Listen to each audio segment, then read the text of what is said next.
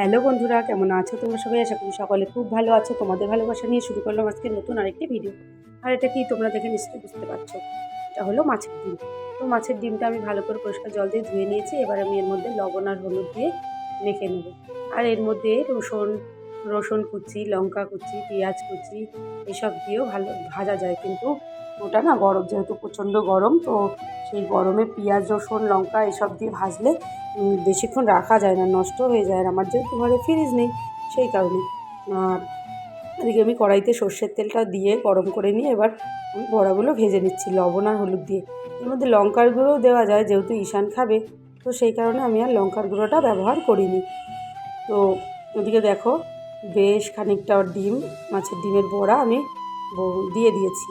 তো এগুলো ভালো করে একটু ভাজা হোক, আমি একটু ঢাকনা দিয়ে ঢেকে দিচ্ছি যাতে ভালো করে উপর থেকে সিদ্ধ হয়ে যায়। তো দেখো বন্ধুরা, এক পাশ ভালো করে ভাজা প্রায় আমার হয়ে এসছে। এবার আমি উল্টিয়ে দিচ্ছি, আর উল্টাতে গিয়ে দেখো কি হয়েছে, সবগুলো এলোমেলো হয়ে গেছে। তো ভালো করে খুন্তির সাহায্যে ঘুরিয়ে দিচ্ছি। তো তোমাদের কার কার ভালো লাগে মাছের ডিমের বড়া কমেন্টের মাধ্যমে কিন্তু অবশ্যই জানাবে।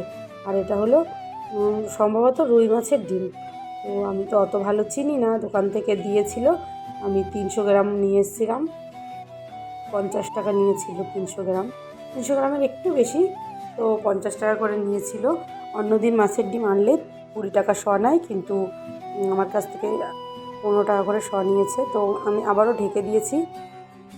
তো মাছের ডিমগুলো আমার ভাজা হয়ে গেছে। এবার আমি একটা থালার মধ্যে তুলে নেব। তারপরে বাকি যে ডিমগুলো আছে, যেহেতু 300 গ্রামের থেকেও একটু বেশি, তো সেই কারণে অনেকটাই টাইম লাগবে ভাজতে।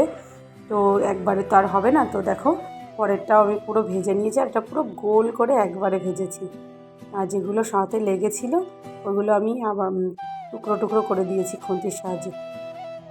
তো উপর থেকে একটু সাজিয়ে নিয়েছি, একটু 2 খণ্ড পেঁয়াজ, একটা শুকনো লঙ্কা, এই একটা লাল কাঁচা লঙ্কা, একটা সবুজ কাঁচা লঙ্কা দিয়ে। তো কেমন লাগছে দেখতে একটু জানিও, আর ভিডিওটা কেমন লাগলো সেটাও জানাবে। তো কার কার মাছের ডিমের বড়া ভালো লাগে সেটা কিন্তু জানাতে ভুলবে না।